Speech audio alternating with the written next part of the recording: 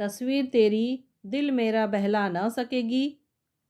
पिछले 15 मिनटों से यही लाइन बार बार गाए चले जा रहे हैं, जैसे सुई अटक गई हो। किसी ज़माने में ये इनका फेवरेट गाना था। यही क्यों तलत महमूद के सभी गाने इन्हें ज़बानी याद थे। कॉलेज में जूनियर तलत महमूद के नाम से प्रसिद्ध थे। लड़कियां इनकी आवाज़ की दीवानी थी, जिनमें एक मैं भी थी। जब दोबारा उन्होंने वही लाइन दोहराई तो मुझसे रहा नहीं गया। तलत महमूद साहब, लगता है बुढ़ापा असर दिखा रहा है। अगली लाइन याद नहीं आ रही हो तो मैं बताऊं? अगली लाइन की इस समय ज़रूरत भी नहीं है। मैंने तो यह सोच रखा है कि जब तक तुम इस फ़ोटो पर नज़रें गड़ाए रखोगी, मैं यही लाइन गाता रहूँगा। अब मुझे होश आया। सचमुच मैं कितनी देर से अंशुमन के उस फोटो को देखे जा रही थी, जो रीचा ने मोबाइल पर भेजी थी। स्कूल के फैंसी ड्रेस शो में वह इंडियन प्रिंस बना था और उसे पहला इनाम मिला था। सचमुच राजकुमार लग रहा है ना? मैंने गदगद होते हुए कहा। मैं रीचा से कहूँगी, इसकी नज़र उतार दे, कहीं मेरी ही नज़र ना लग जाए। उसे नज़र लगेगी या नहीं पता नहीं, पर इस तरह एकटक देखती रहोगी तो तुम्हारी नज़र ज़रूर धुंधला जाएगी। क्या करूं? अब तस्वीर पर ही गुजारा करना पड़ता है। पास में होता तो छाती से लगाकर कितना लाड़ करती। तो चली जाओ ना, बेटा बुला तो रहा है। वह तो ग्रीन कार्ड बनवाने की कह रहा है, वहीं रह जाना। कैसे चली जाऊं? आप तो जाएंगे नहीं, और आप अच्छी तरह से जानते हैं कि आपको छोड़कर मैं जा नहीं सकती। हाँ यार, मैं वहाँ बोर हो जाता हूँ। 4-6 दिन अच्छा लगता है, बच्चों से मिलकर खुशी भी होती हो, पर फिर अपना घर, अपना परिवेश, अपने मित्र परिवार याद आने लगते हैं। तुम तो वहाँ जाकर किचन में गुम हो जाती हो। पहले अच्छा था, वहाँ कोई चीज़ समझ में नहीं आती थी तो मुझे बुला लेती थी। अब तो एक्सपर्ट हो गई हो, मेरी ज़रूरत ही नहीं है। औरत बेचारी हमेशा दुविधा में ही रहती है। बच्चों को देखे कि बच्चों के बाप को देखे। सबको खुश रखना सचमुच बहुत मुश्किल है। और रसोई में गुम हो जाती हूँ तो इसलिए कि चाहती हूँ उन्हें अपने हाथ से बनाकर कुछ खिलाऊं। यहाँ जब भी कुछ उन लोगों की पसंद का बनाती हूँ तो मेरे गले से नहीं उतरता। उन लोगों की याद जो आ जाती है। लोग ठाकुर जी को भोग लगाकर तृप्त होते हैं, मैं तो अपने बच्चों को खिलाकर तृप्त रख होती हूँ। मोह माया छोड़ो देवी, तुम्हें मोक्ष नहीं मिलेगा। यहाँ मोक्ष की दरकार किसे है? मेरा घर द्वार ही मेरे लिए काशी हरिद्वार है। मुझे और किसी चीज़ से सरोकार नहीं है। हमारा वार्तालाप एक आध्यात्मिक मोड़ लेने लगा था, तभी दरवाजे की घंटी बजी। खोल कर देखा, तिवारी जी थे। इन्हें भी इसी समय आना था। हमारी बात का सूत्र पकड़ लेंगे तो आधा घंटा प्रवचन दे डालेंगे। आइए पंडित जी, इन्होंने स्वागत करते हुए कहा। बहुत दिनों बाद दर्शन दिए। दर्शन तो आपके दुर्लभ हो गए हैं महाशय। मैंने तो डरते डरते घंटी बजाई थी कि पता नहीं आप यहाँ हैं भी कि नहीं। साल में 2 बार तो आप अमेरिका जाते हैं। साल में 2 बार नहीं पंडित जी, 2 साल में 1 बार, वो भी जब बेटा टिकट भेजता है। साल में 2 बार जाने के लिए मैं कोई टाटा बिरला या अंबानी थोड़े ही हूँ। आप भाग्यवान हैं सर, बेटा 7 समुंदर पार से आपके लिए टिकट भेजता है। हमारा तो 200 किलोमीटर पर है, पर हमारे लिए वही अमेरिका हो गया है। अरे हाँ, सत्येंद्र तो अब भोपाल आ गया है ना? चलिए, पास आ गया है, नहीं तो कहाँ रीवा और मुरैना जैसी दूर जगहों में था। भोपाल तो आप 3 साढ़े 3 घंटों में पहुंच सकते हैं। जाने को तो हम दूर भी जा सकते थे, 1 2 बार गए भी हैं, पर अब हिम्मत नहीं पड़ती। क्यों? बेटा अफसर क्या हो गया है, उसे हमारी चाल ढाल, रहन सहन सब दकियानूसी लगने लगा है। हमारा धोती बांधना उसे अच्छा नहीं लगता। अब बताइए, इस उम्र में हम पैंट पहनेंगे? हमारा खुले बदन पूजा करना उसे अच्छा नहीं लगता, जबकि पूजा हम अपने कमरे में ही करते हैं। बाहर तो ठाकुर जी के लिए कोई दौर ठिकाना ही नहीं है। हम रिक्शे पर कहीं जाएं तो उनकी तौहीन होती है। गाड़ी में कहीं भेजेंगे तो 10 बार जताएंगे। ड्राइवर सुबह से आया हुआ है, उसे जल्दी छोड़ना है। कहीं गलती से हम बेटे को सत्तू कहकर पुकार ले तो बहू रानी नाराज हो जाती है। हमारा नौकरों चाकरों से बतियाना उन्हें पसंद नहीं आता।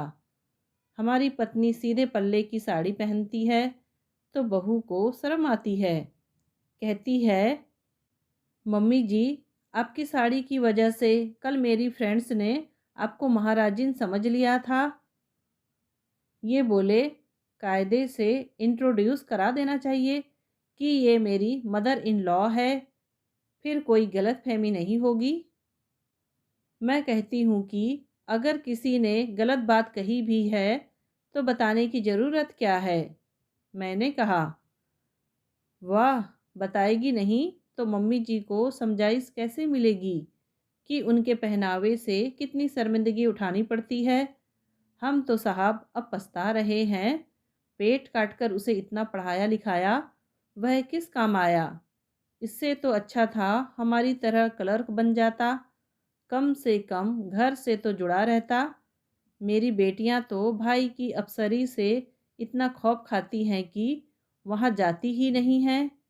खैर, वह बुलाता भी नहीं है। हमें तो लगता है हमारे बाद दोनों का पीहर ही छूट जाएगा। मैं एकदम उठ खड़ी हुई। इस अप्रिय प्रसंग को समाप्त करते हुए मैंने कहा, मैं चाय बना रही हूँ। पंडित जी, चीनी तो लेते हैं ना? चाय बाद में बनाइएगा भाभी जी, पहले जिस काम के लिए आया था वह तो कर दूँ। अपनी ही रामायण लेके बैठ गया। फिर उन्होंने हम दोनों के हाथ में एक खूबसूरत कार्ड थमा दिया।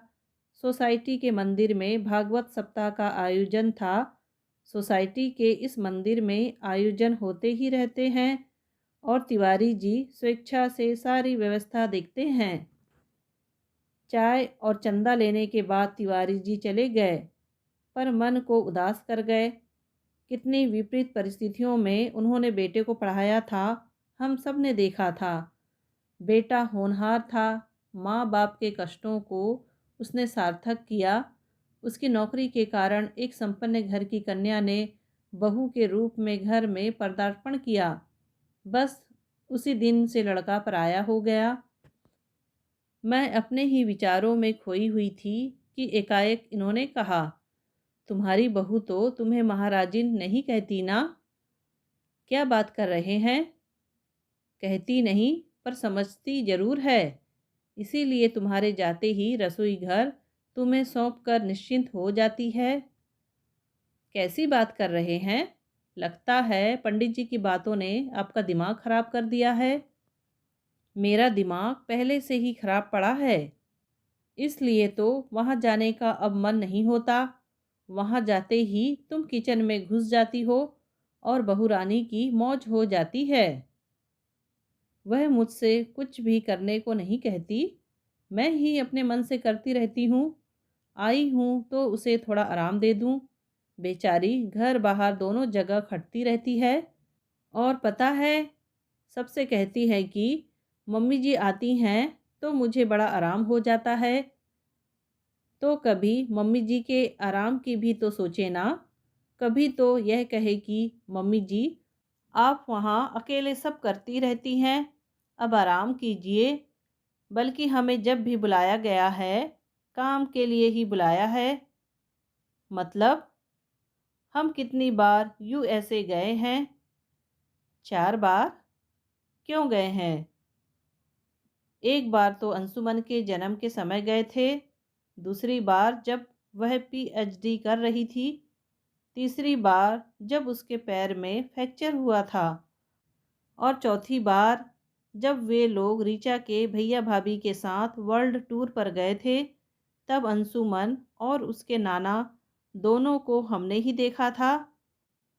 तो ज़रूरत के समय अपने ही तो याद आते हैं। ठीक है, पर कभी बिना ज़रूरत भी तो बुलाएं। यही कह दे कि कुछ दिन आराम करने आ जाइए। वहाँ क्या आराम मिलेगा मुझे? ना नौकर ना चाकर, वह काम करती रहेगी और मैं देखती रहूँगी। इससे तो मैं यहीं आराम से हूँ। आराम के लिए ना सही, घूमने के लिए तो बुला सकते हैं। लोग एक बार जाते हैं और सारा अमेरिका घूम लेते हैं। हम 4 बार गए हैं। हमने क्या देखा? शहर के 2-3 मॉल्स, 2 मंदिर और एक पार्क। वहाँ जो घूमने आते हैं उनके लिए टिफ़िन बनाती रहती हो तुम बस। अब बस भी कीजिए, अपना दिमाग ख़राब कर लिया है और अब मेरा भी करने पर तुले हुए हैं। बात तो खैर वहीं समाप्त हो गई, पर मेरे मन में एक प्रश्न चिन्ह सा छोड़ गई। मैंने देखा है आजकल ये राघव के यहाँ जाने के नाम से बिदकने लगे हैं। पहले का सा उत्साह नहीं रहा, और पिछली बार से तो मन में एक कड़वाहट भर गई है।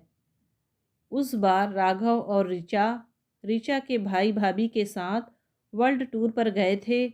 अंशुमन और उसके नाना जी को हमारे जिम्मे कर गए थे।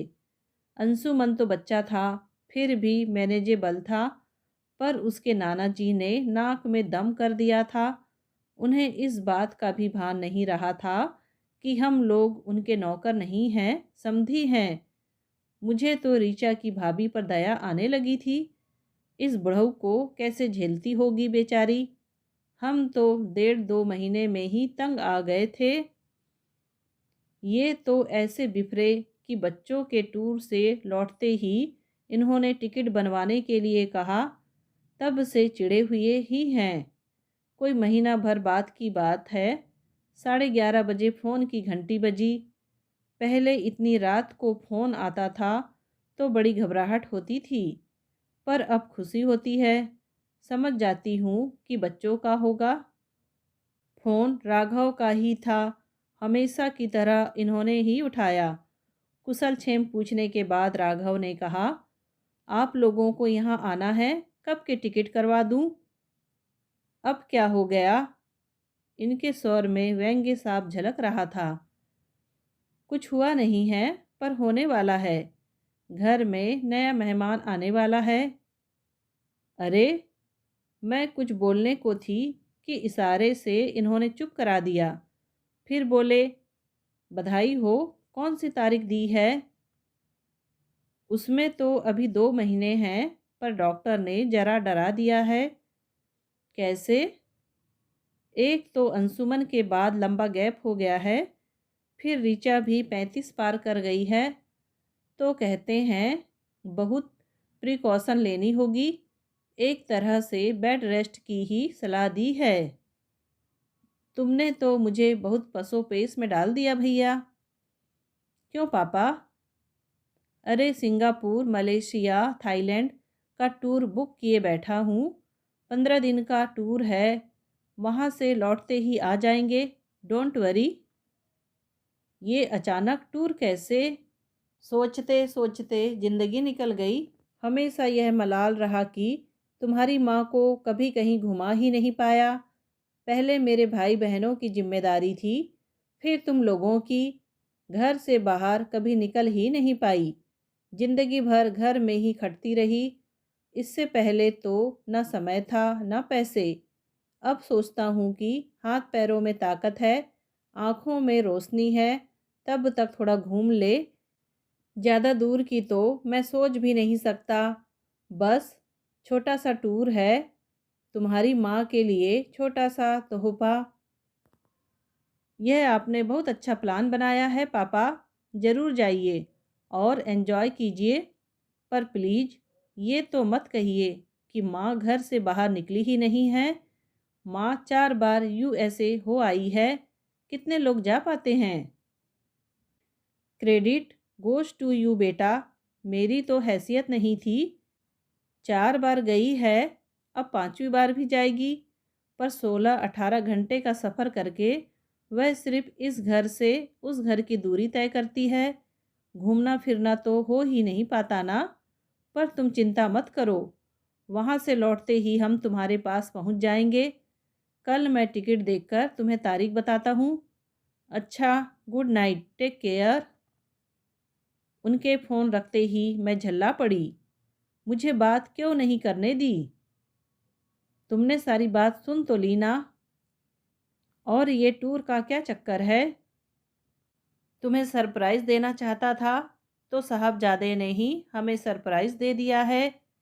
मैं बोलता हूँ तो तुम्हें बुरा लगता है। पर बताओ, बच्चा एक दिन में तो नहीं पैदा हो जाता, पूरे 9 महीने लगते हैं। ये लोग हमें पहले से नहीं बता सकते थे। पर जानते हैं ना, मम्मी पापा फालतू बैठे हुए हैं, बुलाते ही दौड़े चले आएंगे। कोई कारण रहा होगा, नहीं तो बताते ज़रूर। तुम उन लोगों की फालतू तरफदारी मत करो। और तुम्हें अगर जाने की इच्छा है, अकेले जाने की हिम्मत है तो बता दो, मैं कल ही टिकट बनवा देता हूँ। पर मैं टूर ख़त्म करके ही आऊँगा। कम से कम एक टिकट के पैसे तो वसूल हो। कितने का टिकट है? मत पूछो, गस खा जाओगी। इसके बाद चुप रहना ही श्रेयस्कर था। एक दिन मैं इनका मूड ठीक होने की बाट देखती रही। तीसरे दिन कहा, राघव कह रहा था रीचा बेड रेस्ट पर है, तो घर पर ही होगी ना? हाँ शायद। क्यों? आज रात को फ़ोन लगा दीजिए, बात कर लूँगी। नहीं तो सोचेगी इतनी बड़ी खबर सुनकर भी मम्मी जी चुप रह गई, शायद उन्हें खुशी नहीं हुई है। बिना किसी ना नुकुर के इन्होंने रात में फ़ोन लगा दिया। यह समय मैंने जानबूझकर चुना था। इस समय राघव ऑफिस में, अंशुमन स्कूल में होते हैं। जैसा मैंने सोचा था, रीचा घर में अकेली ही थी। पहले तो मैंने उसे खूब बधाई दी, फिर शिकायती लहजे में कहा, तुमने तो एकदम सरप्राइज ही दे दिया बेटा, पहले से कुछ बताया ही नहीं। हम लोग तो आपको बेबी के आने के बाद ही डायरेक्ट खुशखबरी देने वाले थे। राघव कह रहे थे, देखना माँ पापा खबर सुनते ही दौड़े चले आएंगे, टिकट भेजने का भी इंतज़ार नहीं करेंगे। पर डॉक्टर ने हमारे सरप्राइज का कचरा कर दिया। कोई बात नहीं बेटा, सब ठीक हो जाएगा। हमारे आने तक कोई नर्स या आया रख लो। समय पैसों की तरफ देखने का नहीं है। मुझे एक बात का आश्चर्य हो रहा है, ये अंशुमन फ़ोन पर इतनी पटर पटर करता है, उसने भी नहीं बताया, या कि उसे अभी पता ही नहीं है? उसे सब पता है। हमने उसे प्रॉमिस ले लिया था, तभी तो चुप रहा। दरअसल हम उसी की फरमाइश पूरी कर रहे हैं। पीछे ही पड़ गया था कि मुझे एक भाई या बहन ला कर दो। राघव बोले, मैं भी बहुत लोनली फील करता था, पर कभी कहने की हिम्मत ही नहीं हुई। आजकल के बच्चे बहुत बोल्ड हैं। ये एकदम बोल पड़े, बेटा हम पर इतनी सारी जिम्मेदारियां थी कि दूसरे बच्चे के बारे में हम सोच भी नहीं सकते थे। जानती हूँ पापा, राघव सब बताते रहते हैं, इसीलिए कहती हूँ आप अपना टूर कैंसिल मत कीजिए, नहीं तो मुझे बहुत बुरा लगेगा। बड़ी मुश्किल से तो प्लान बना है। यहाँ की चिंता मत कीजिए, कुछ ना कुछ इंतज़ाम हो ही जाएगा। हाँ, आपका इंतज़ार रहेगा। फ़ोन रखने के बाद मेरे मुंह से अनायास निकल गया, बिना माँ की बच्ची है बेचारी, ममता हो आती है। माँ नहीं है यह तो मानता हूँ, पर वो दर्जन भर भाभियाँ और बहनें कहाँ गई जो घूमने के लिए वहाँ जाती रहती हैं। बड़ी भाभी के पास तो ससुर जी का बहाना है, और वह बहाना भी नहीं है, हकीकत है। हम खुद भुगत चुके हैं। बाकी अपनी गृहस्थी छोड़कर इतनी दूर कौन जाता है। यहाँ आ जाए तो मैं इतने जतन से सब कुछ करूँगी कि वह याद करेगी, पर वह सिटीजनशिप का चक्कर है ना। खैर, उससे बात हो गई। अब अच्छा लग रहा है। अब जल्दी से बताइए, टूर पर कब जाना है, कितने दिनों के लिए जाना है, क्या क्या ले जाना है, तो मैं तैयारी शुरू कर दूँ। अभी 8-10 दिन है, इतनी हड़बड़ी क्या है, ये बोले। मैं चुपचाप अपनी तैयारी करती रही, पर मन बड़ा बेचैन था। ऋचा की पहली डिलीवरी भी कोई आसान नहीं हुई थी, इसीलिए राघव दूसरा चांस नहीं लेना चाहता था। बच्चे का हट पूरा करने का मन बनाया भी होगा तो हमारे ही भरोसे ना, और अपने बच्चों के लिए हम दौड़कर नहीं जाएंगे तो कौन जाएगा। पर इनसे आजकल कुछ कहते भी डर लगता है। बहुत टची हो गए हैं, एकदम सनक जाते हैं। करीब 5-6 दिन बाद मैंने इनसे कहा, प्लीज़ मेरा एयर बैग उतार दीजिए, मैं शांति से अपना सामान जमा लूँ, और अपना भी निकाल लीजिए, मैं आपका भी जमा देती हूँ। हड़बड़ी में 10 चीज़ें भूल जाते हैं, पराए परदेश में परेशानी होगी। तुम औरतों की टर्मिनोलॉजी मेरी समझ में नहीं आती। परदेश तो पराया ही होता है, उसे अलग से परिभाषित करने की ज़रूरत क्या है। भाषा विज्ञान पर लेक्चर बाद में दे लेना, पहले मुझे सूटकेस उतार दीजिए। हरीराम को आने दो।